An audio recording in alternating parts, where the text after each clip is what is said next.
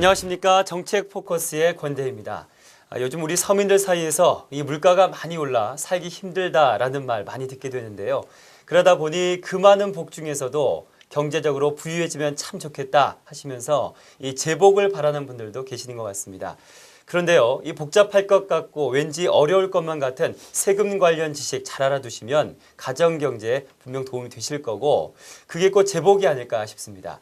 2011년을 맞아서 종로구의 세무행정이 크게 개선됐다고 하는데요. 보다 친절하고 신속한 민원 상담은 물론이고 복잡한 지방세 체계 또한 간소화시키는 등 국민 여러분이 알아두시면 좋은 정보 오늘 준비했습니다. 자, 오늘도 도움 말씀 주실 분 모셨습니다. 세무일과의 박운영 과장님 모셔봤습니다. 안녕하십니까? 네, 안녕하십니까? 네, 과장님. 그동안에도 종로구에 일이 있어서 오면 공무원분들 참 친절하다라는 생각을 많이 했었거든요. 네. 그런데 앞서 영상에서 보니까 이번에 또 세무과에서 친절한 또 민원 응대를 위해서 실천하고 있는 새로운 모습이 있다고 들었습니다. 예. 사람 중심 그 명품 도시 종로를 이루기 위한 한 방법으로서 세무일과 전 직원들은 네. 친절을 생활화하기 위한 방법을 모색했습니다. 네. 그래서 그 매일 아침 저희 직원들은 업무 개시 10분 전에 네.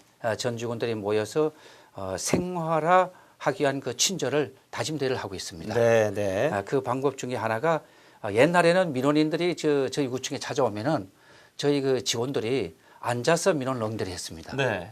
그런데 이제는 좀 더 친절하게 하기 위해서 찾아오는 민원들한테 저희들이 서서 네. 민원을 응대하는 그런 방법을 모색했습니다. 네. 그래서 그 방법 일환으로 저희들이 어떤 방법이냐면은 민원인이 오시면은 네.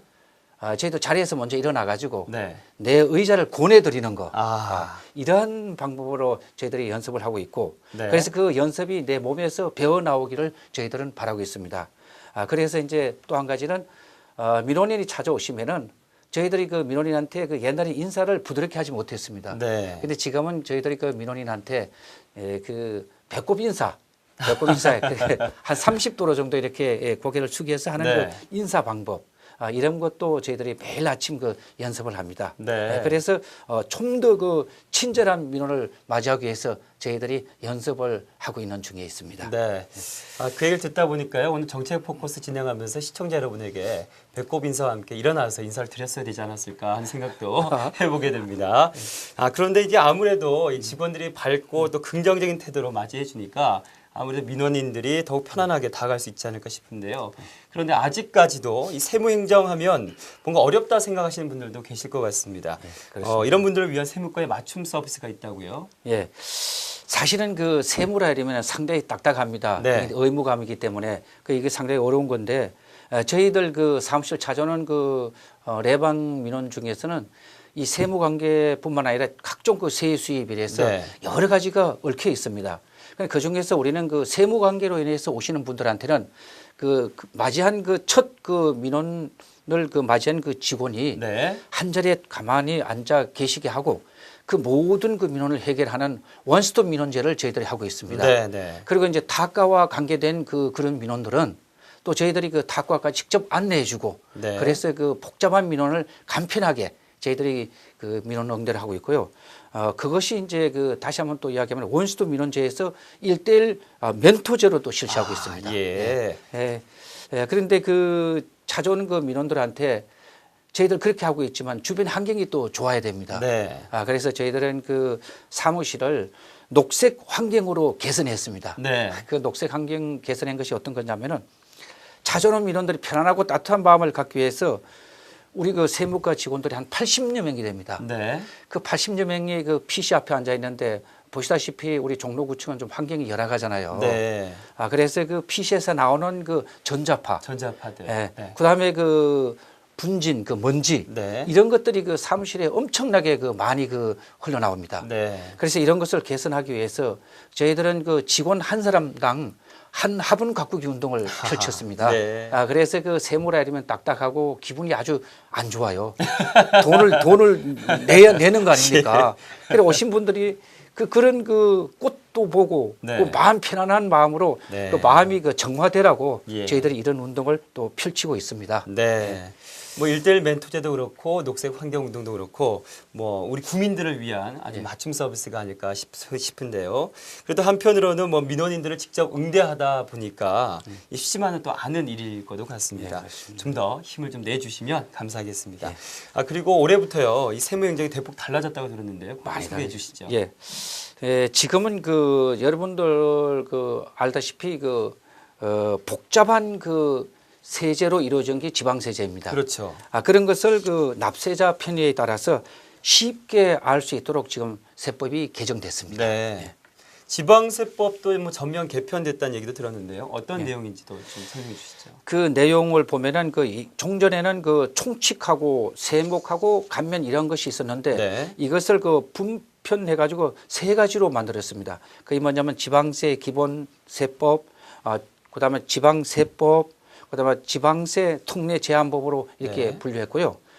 그 중에서 가장 우리가 이제 오늘 저희들이 그 주민들한테 그 알려드리고 싶은 것은 취득세와 등록세가 한 세목으로 취득세가 되어버렸습니다. 이것이 가장 핵심 사항이고요. 그다음에 그러다 보니까 주민들이 꼭 알아두셔야 할 것은 그 납부 기한도 옛날에는 30일 동안에 그 꼭 세금을 납부를 해야 되는데 이제는 30일이 아니고 60일이 됐습니다. 납부 기한도 연장했고 여유가 생겼네요. 여유가 생겼습니다. 그리고 또 한 가지는 뭐냐면은 분납제가 또 생겼습니다. 그래서 50%씩 분납해서 납부할 수 있도록 이번에 세제가 또한 개편됐고 또 좀 안 좋은 이야기를 또 좀 하자면은 옛날에는 그 고액 체납자를 그 명단을 공개를 했습니다. 저희들이 명단 공개를 했는데 그 중에서 그때는 그 1억 원 이상 그 체납자를 명단 공개를 했는데 이번에는 3천만 원 이상만 안 내도 명단 공개하라고 요 세법에서 또 이제 이번에 제정했습니다. 그래요? 3천만도 큰 돈이죠. 큰 돈입니다. 빨리 내시길 바랍니다. 뭐 사정이 있으시겠지만 그런데 우리 과장님 뭐 설명 잘 해주셨어요. 그런데도 우리 과장님이 말씀하셨던 사항들을 우리 구민 여러분들이 좀 더 잘 이해할 수 있도록 간단한 표를 또 하나 준비했거든요. 함께 보신 후에 좀 더 구체적인 세무 정보 알아보겠습니다.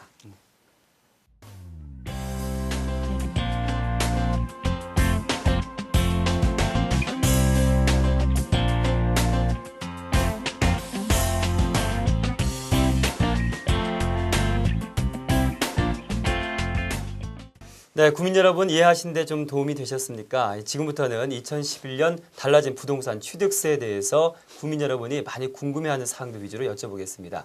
이 주택의 매매 같은 유사한 거래 시에 이 취득세와 등록세가 각각 50%씩 감면됐던 건 그대로 어떻게 유지가 되는 건가요, 과장님? 네, 그대로 유지됩니다. 그대로 우리가 유지되는데 이것에는 하나의 조건이 또 뒤따릅니다. 이거 분명히 알아두셔야 되는데 취득세, 등록세라는 말 대신에 이제 취득세가 된 이후에 옛날에는 1가구 1주택이라는 말을 썼는데 이제는 1가구 1주택이 아니라 가족 구성원 전체당 한 주택이 되는 것이 아니고 그 인당으로 계산합니다. 그 구성원당 인당으로 1주택.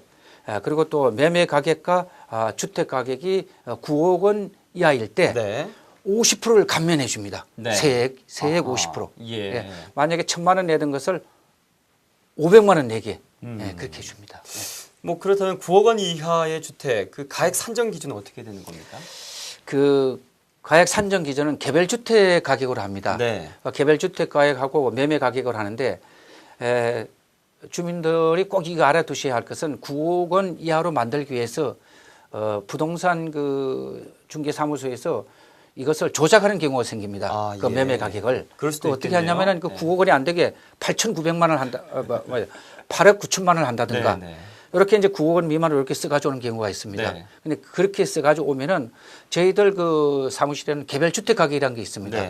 이 개별주택 가격이 뭐냐면은 그 주택의 특성을 고려하기 위해서 그 주택 가격을 법적으로 만들어 놓은 가격입니다. 개별주택 가격이라는 것은. 그래서 그 주택 가격을 다시 살펴가지고 그 주택 가격이 9억 원 미만일 때. 그러니까 개별주택 가격이 9억 원 미만. 그다음에 매매 가격이 9억 원 미만. 이럴 때만 감면해 줍니다. 그런 그 안전장치를 저희들도 하고 있습니다. 잘 알았습니다. 그리고 저도 평소에요. 이 감면 대상이 되는 1주택의 정확한 의미가 좀 궁금했었거든요. 이참에 좀 과장님이 알려주시면 좋겠습니다. 그래서 이제 여기에서 이제 분명히 또 다시 한번 아까도 잠깐 그 언급했지만은 그 주택의 1주택이라는 개념은 가족 구성원이 이제 3명일 4명일 경우에는 한 사람당 1주택이면 된다는 이야기입니다. 그게 무슨 말이냐면은 아버지, 엄마, 아들이 있다 이러면은 네. 아버지 한 주택, 어머니 한 주택, 아들 한 주택 네. 각각으로 계산합니다. 아. 그러니까 아버지가 한 주택이 있고 네. 어머니가 한 주택이 있고 그럴 때 이제 아들이 주택이 없다 할 때 네. 그 아들이 주택을 구입해도 1주택으로 본다 이런 아, 이야기입니다. 예. 그렇기 때문에 우리 그 주민 여러분께서는 요것을 혼동하지 마시고 저 아내가 한 주택을 갖고 있다. 그러면 남편이 또 한 주택을 구입해도 됩니다. 그래도 감면 혜택을 받습니다. 같은 세대지만 개별적으로 다 예. 주택을 인정해 예, 주신다는 그것이 이제 말씀이시네요. 인별, 네. 인별로 그것을 이제 따집니다. 알겠습니다. 자, 그렇다면 이 기존 주택을 팔고 네. 신규 주택 구입하기 위해서 일시적으로 2주택이 되는 경우도 있거든요. 있습니다. 거기 네, 있습니다. 그럴 예. 경우엔 감면 혜택 받을 수 있는 거죠. 그게 이제 그 신규 주택을 그 취득하지 않습니까? 그 취득하고 난 다음에 그 종전 만약 2주택이었을 때 네. 1주택을 구입을 했습니다. 네. 1주택을 구입했는데 그러면은 이 두 주택이 되지 않습니까? 예. 그러면 그것을 한 주택이 되는 시점이 언제냐면 2년 동안에 그 신규로 주택한 그 취득을부터 그보다 먼저 있던 그 종전 주택 있지 않습니까? 네. 그 종전 주택을 2년 이내에 매매만 하면 됩니다. 예. 네, 그 2년 기간 동안에 그 부동산을 판매할 수 있는 기간을 줍니다. 그래서 이제 결론을 정확히 이야기하면은 종전 주택, 신규 주택을 구입하기 전에 갖고 있던 그 주택을 네. 2년 이내에 팔아버리면 됩니다. 네. 그렇게 되면 2년 내에 계속 집을 사고 팔고 할 수도 있겠네요. 뭐 그럴 개연성도 있습니다. 예, 그런 가능성이 있을 것 같습니다. 그래서요. 네. 그래서 여기서 분명히 또 다시 한번 그 이야기 드리면 네. 그렇게 했을 경우에 네.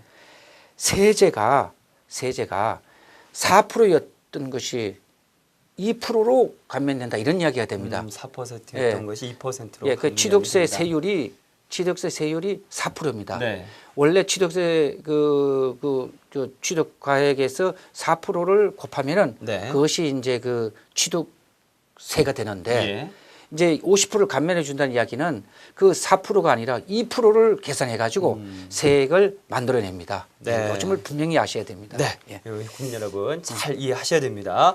자, 그리고 감면 신청 절차와 또 감면 혜택, 연장 기간에 대해서도 궁금해하시는 분들 많을 것 같습니다. 예. 설명을 해 주시죠. 그 분명히 이야기를 꼭 해드리고 싶은데 네. 주민들이 잘 잊어버립니다. 이것을 그 감면 신청을 부동산을 취득한 이후로 30일 이내에 꼭 해주셔야 됩니다. 네. 30일 이내에 취득해 주시면은 그것이 이제 그 감면 혜택을 받는데 그것이 이제 올해는 2011년 1월 1일부터 네. 2011년 12월 31일까지 이거 네. 한시적인 기한입니다. 예. 한시적인 기한입니다. 예. 네. 자, 2012년 이후에 또 주택거래세 감면 제도가 개편된다는 얘기도 들었거든요. 그 방안에 대해서 좀 설명해 주시죠. 근데 국가 정책이라는 게 그렇습니다. 국가 정책은 항상 그 바라보는 눈이 그 지방세 그 세수 여건이 있습니다. 네. 지방세 그 세수 여건하고 그다음에 주택 거래 동향이 있습니다. 네. 주택을 많이 하느냐 적게 하느냐 이 동향을 파악해 가지고 모든 여건을 종합적으로 고려해 가지고 아마 올 하반기 정도 가면은 네. 이 제도를 다시 한번 검토를 해 가지고 국민들한테 공포할 겁니다. 네. 자, 말씀 잘 들었고요. 앞서 그 지방세법 전면 개편과 함께 이 취득세 분할 납부 제도라는 게 있더라고요. 네. 이 주택을 구입해야 되는데 목돈이 마련되지 못한 분들에게는 장점이 될 수도 있을 것 같은데 어떤 제도입니까?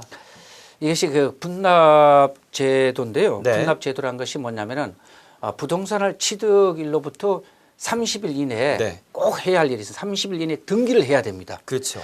이거 납부 기간이 그 60일인데 60일 중에서 그 30일 전에 꼭 여기서 등기를 하고 나면은 예.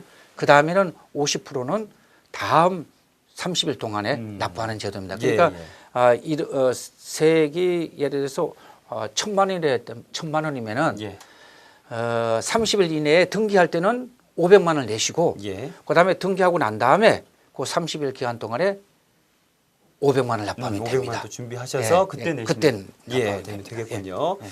네, 국민 여러분이 좀 더 잘 이해할 수 있도록 역시 준비한 표가 있습니다. 준비된 자료 보시고 또 우리 국민 여러분이 아주 많이 궁금해하실 것 같은 개별 주택 가격 관련 정보들도 알아보도록 하겠습니다.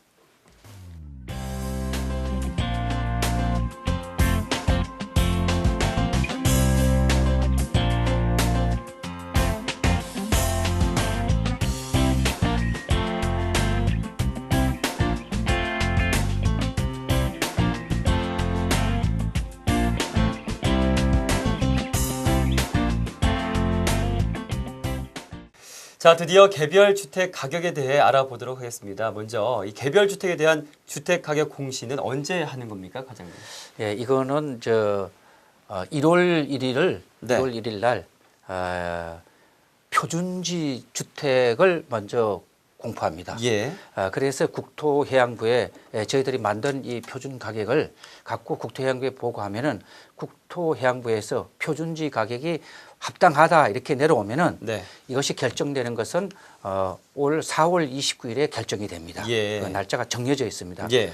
그런데 이제 개별주택 가격은 어떻게 산정되느냐 하면은 개별주택 가격은 그 인근 주택하고 예. 그 주택의 그 특성을 고려해 가지고 예. 그 개별주택 가격을 저희들이 그 산정을 합니다. 네. 그런데 그 저희들이 그것을 산정할 때 저희들이 세부과 직원들이 임의로 하는 것이 아니고 예. 거기에는 그 심의위원들도 있고 감정평가사의 감정평가한 부분에 대해서 그분들이 또 이제 평가한 것을 저희들이 검증도 하고 네.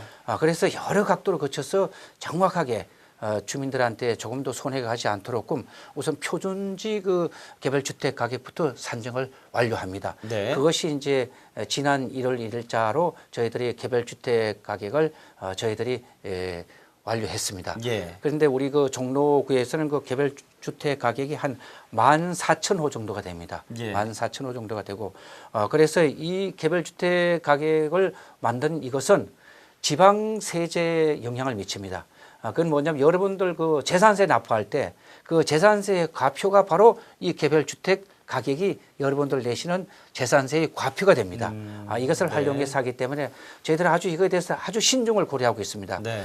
그렇기 때문에 여러분들에게 그 이 신청도 받고 있습니다. 예. 그게 언제냐면은 저희들이 그 2011년 4월 그 29일에 네. 이것을 결정 공고하기 한 이후에 네. 다시 한번 한 달 동안 여러분들에게 그 이의 신청의 접수를 받습니다. 네. 혹시 여러분들한테 개별 그 가구당 예. 주택이 있는 집으로 저희들이 소유자한테로 이것이 산정해서 나갑니다. 그렇죠. 그랬을 때 내가 봤을 때 이것이 부당하다 이렇게 생각되시면은 그럴 수도 있겠죠. 예, 언제든지 이걸 가지고 저희들한테 이의 신청을 하십시오. 예. 그러면 저희들 직원들이 다시 나가서 네. 살펴보시고 난 다음에 타당하다 이러면 저희들이 들어드리겠습니다. 네. 예. 이 구청에 오셔서 처음 만나는 그 세무 공무원이 결정한 게 아니시기 때문에요. 그분한테 화를 내시면 안 되고요. 이 신청을 하시면 잘 해결이 되실 것 같습니다.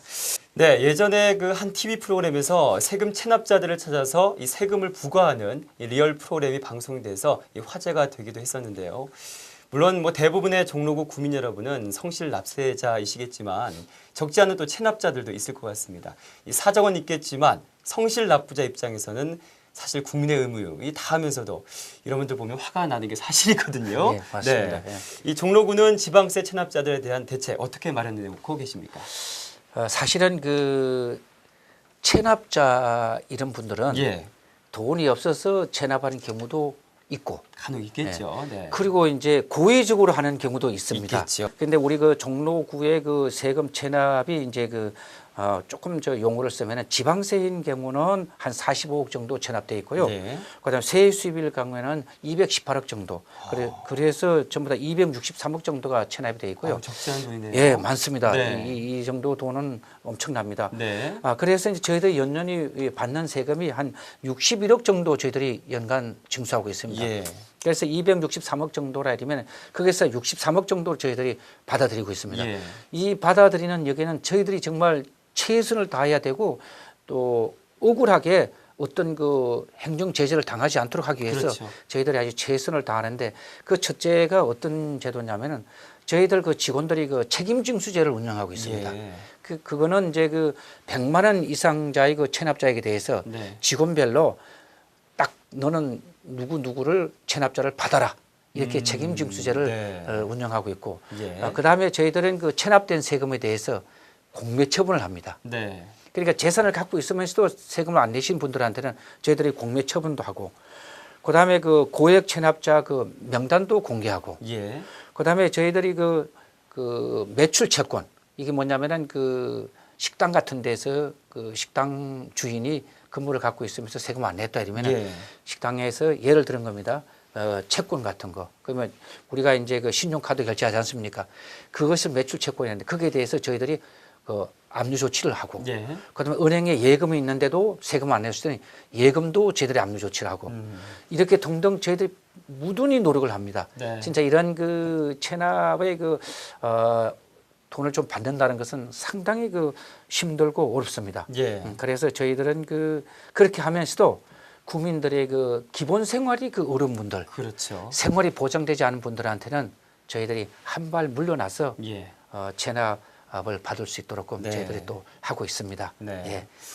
이 강한 자에겐 강하게 해야 되고요. 또 약한 자에겐 또 부드럽게 대해야 되는데 그 부분을 잘 실천하시지 않을까 하고 생각을 하게 됩니다.